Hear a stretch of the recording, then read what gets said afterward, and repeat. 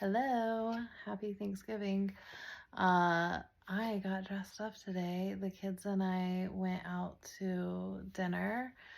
I decided to not cook, so we went out and had really, really good Chinese food, and then came home, went for a walk, had some good conversations about what we're grateful for on our walk around the neighborhood, and now they're back to doing their favorite holiday break thing. I'm playing video games.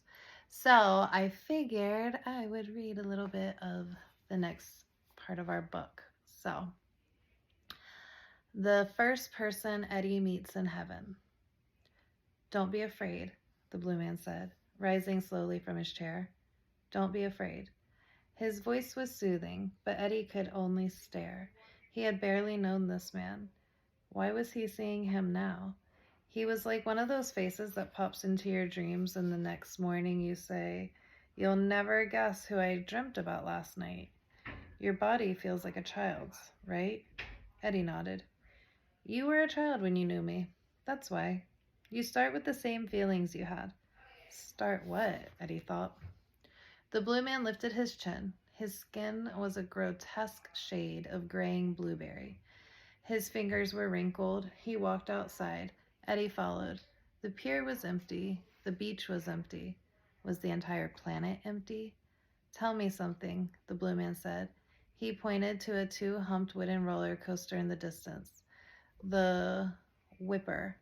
It was built in the 1920s before under-friction wheels, meaning the cars could turn very quickly unless you wanted them. The cars couldn't turn very quickly unless you wanted them launching off the track. The Whipper. Is it still the fastest ride on Earth? Eddie looked at the old clanking thing, which had been torn down years ago. He shook his head no. Ah, the blue man said. I imagined as much. Things don't change here. And there's none of that peering down from the clouds, I'm afraid. Here? Eddie thought. The blue man smiled as if he'd heard the question.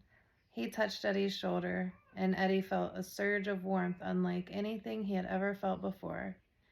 His thoughts came spilling out like sentences. How did I die? An accident, the blue man said. How long have I been dead? A minute? An hour? 1,000 years? Where am I? The blue man pursed his lips, then repeated the question thoughtfully. Where are you? He turned and raised his arms. All at once, the rides at the Ruby Pier cranked to life. The Ferris wheel spun, the Dodge Cam cars smacked into each other, the Whipper clapped uphill, and the Parisian carousel horses bobbed on their brass poles to the cheery music of the Wurlitzer organ. The ocean was in front of them. The sky was the color of lemons. Where do you think? The blue man said. Heaven. No, Eddie shook his head violently. No, the blue man seemed amused. No, it can't be heaven? Why? Because this is where you grew up? Eddie mouthed the word. Yes. Ah, the blue man nodded. Well, people often belittle the place where they were born, but heaven can be found in the most unlikely corners, and heaven itself has many steps. This for me is the second, and for you the first.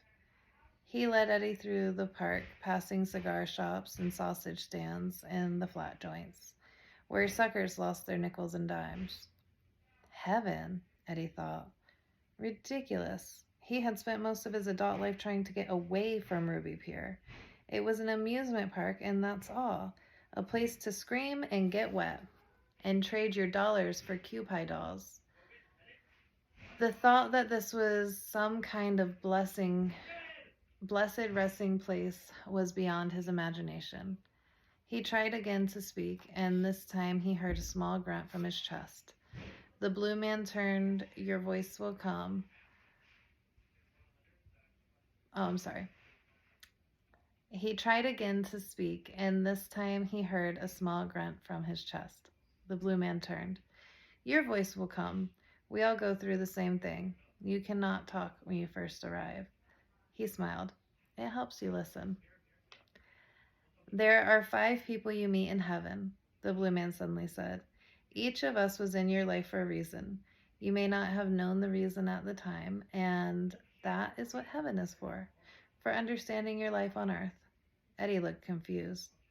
People think of heaven as a paradise garden, a place where they can float on clouds and laze in rivers and mountains, but scenery without solace is meaningless. This is the greatest gift God can give you, to understand what happened in your life, to have it explained. It is the peace you've been searching for. Eddie coughed, trying to bring up his voice. He was tired of being silent. I am your first person, Edward. When I died, my life was illuminated by 5 others, and then I came here to wait for you, to stand in your line, to tell you my story, which becomes part of yours. There will be others for you too. Some you knew, maybe some you didn't, but they all crossed your path before they died, and they altered it forever. Eddie pushed a sound up from his chest as hard as he could. What?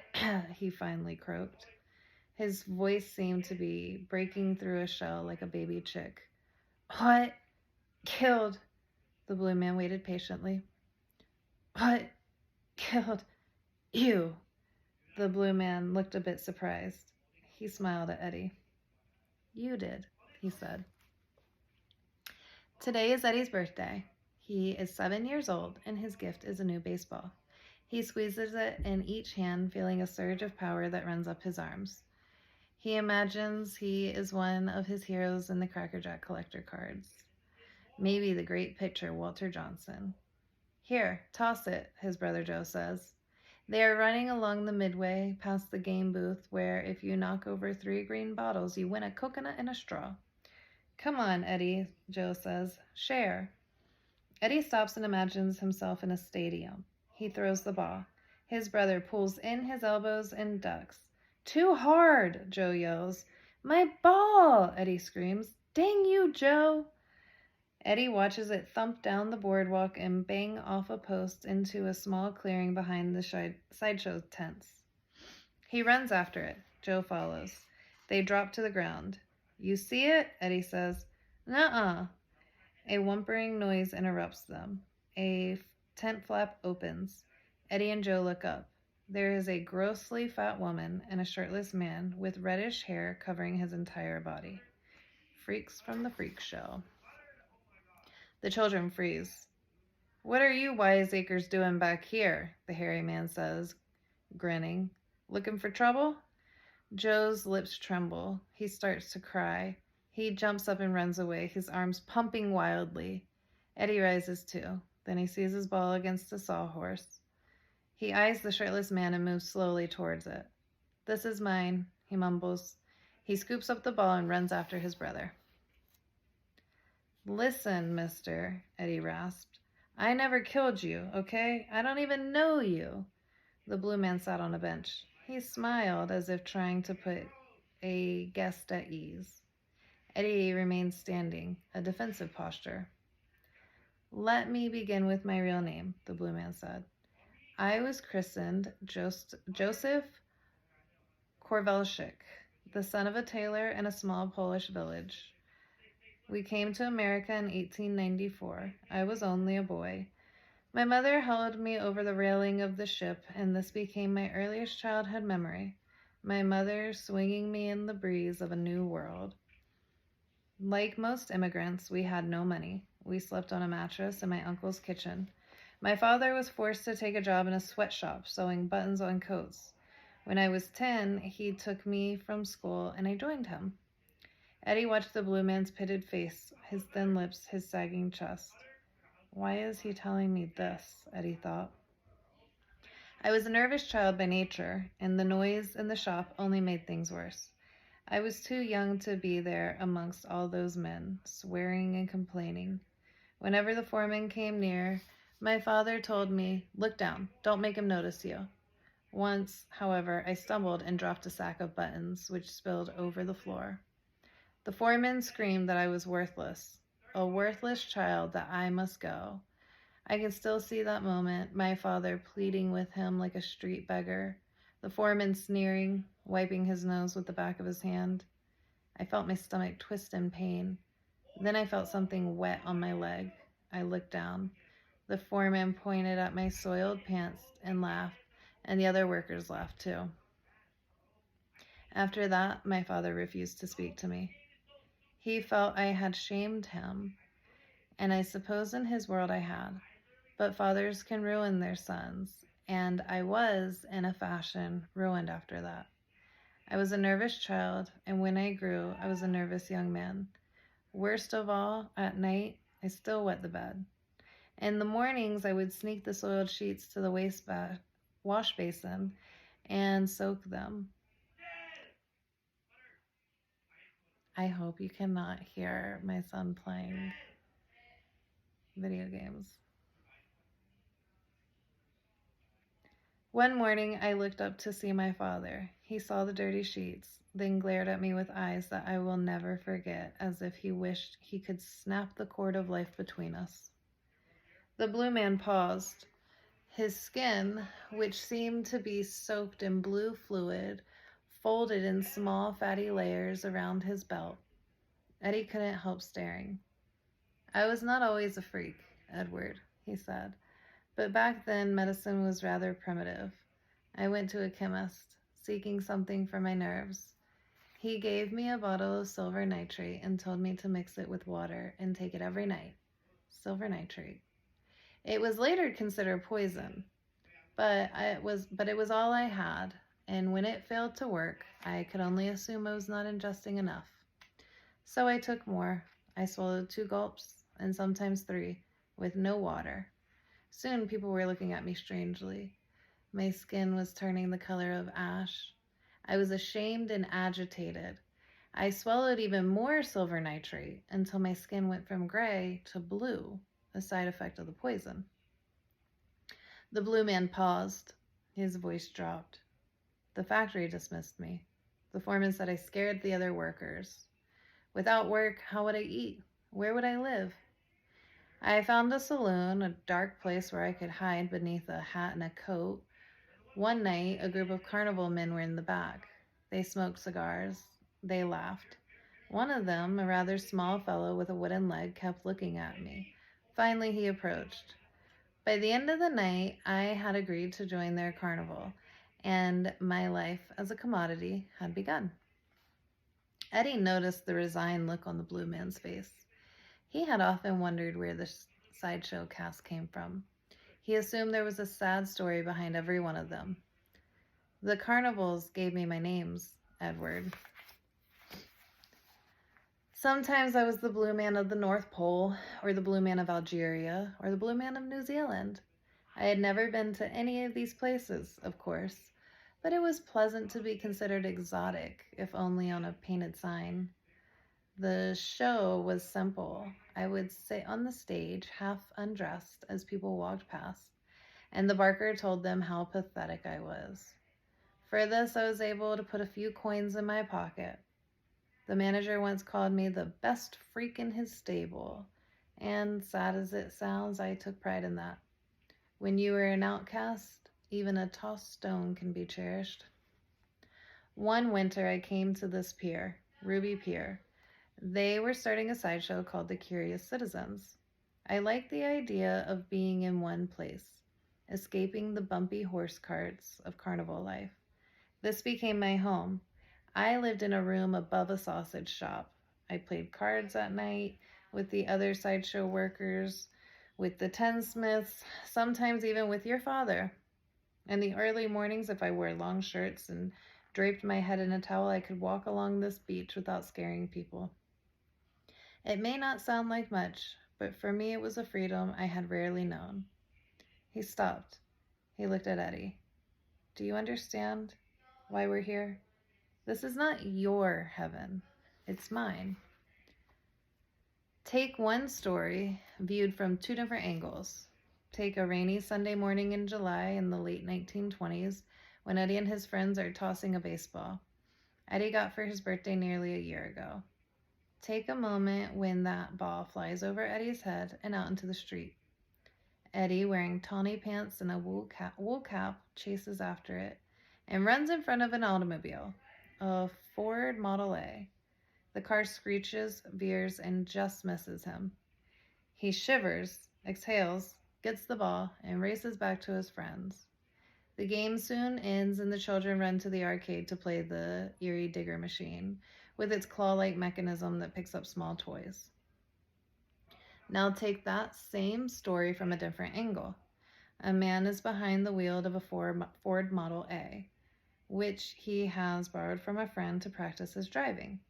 The road is wet from the morning rain. Suddenly a baseball bounces across the street and a boy comes racing after it.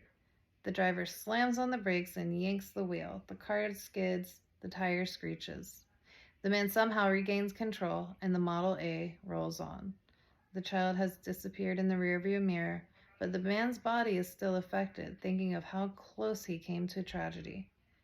The jolt of adrenaline has forced his heart to pump furiously, and this heart is not a strong one, and the pumping leaves him drained. The man feels dizzy and his head drops momentarily. His automobile nearly collides with another. The second driver honks. The man veers again, spinning the wheel, pushing on the brake pedal. He skids along an avenue, then turns down an alley. His vehicle rolls until it collides with the rear of a parked truck. There's a small crashing noise. The headlights shatter. The impact smacks the man into the steering wheel. His forehead bleeds. He steps from the Model A, sees the damage, then collapses onto the wet pavement. His arm throbs. His chest hurts. It is a Sunday morning. The alley is empty. He remains there, unnoticed, slumped against the side of the car. The blood from his coronary arteries no longer flows to his heart. An hour passes. A policeman finds him. A medical examiner pronounces him dead. The cause of death is listed as heart attack. There are no known relatives. Take one story viewed from two different angles. It is the same day, the same moment, but one angle ends happy at an arcade with the little boy in tawny pants dropping pennies into the Erie Digger machine, and the other ends badly, in a city morgue, where one worker calls another worker over to marvel at the blue skin of the newest arrival. You see, the blue man whispered, having finished the story from his point of view. Little boy? Eddie felt a shiver. Oh no, he whispered. Okay, last little bit for tonight. Today is Eddie's birthday. He is 8 years old. He sits on the edge of a plaid couch, his arms crossed in anger. His mother is at his feet tying his shoes. His father is at the mirror fixing his tie. I don't want to go, Eddie says. I know, his mother said, not looking up, but we have to. Sometimes you have to do things when sad things happen. But it's my birthday. Eddie looks mournfully across the room at the erector set in the corner, a pile of toy metal girders and 3 small rubber wheels. Eddie has been making a truck. He's good at putting things together. He had hoped to show it to his friends at a birthday party. Instead, they have to go someplace and get dressed up. It isn't fair, he thinks. His brother Joe, dressed in wool pants and a bow tie, enters with a baseball glove on his left hand. He slaps it hard. He makes a face at Eddie. Those were my old shoes, Joe says. My new ones are better. Eddie winces. He hates having to wear Joe's old things. Stop wiggling, his mother says. They hurt, Eddie winces. Enough, his father yells. He glares at Eddie. Eddie goes silent. At the cemetery, Eddie barely recognizes the pier people. The men who normally wear gold lame and red turbans are now in black suits like his father. The women seem to be wearing the same black dress. Some cover their faces in veils. Eddie watches a man shovel dirt into a hole. The man says something about ashes. Eddie holds his mother's hand and squints at the sun. He's supposed to be sad, he knows, but he's secretly counting numbers, starting from 1, hoping that by the time he reaches 1,000, he will have his birthday back. Happy Thanksgiving!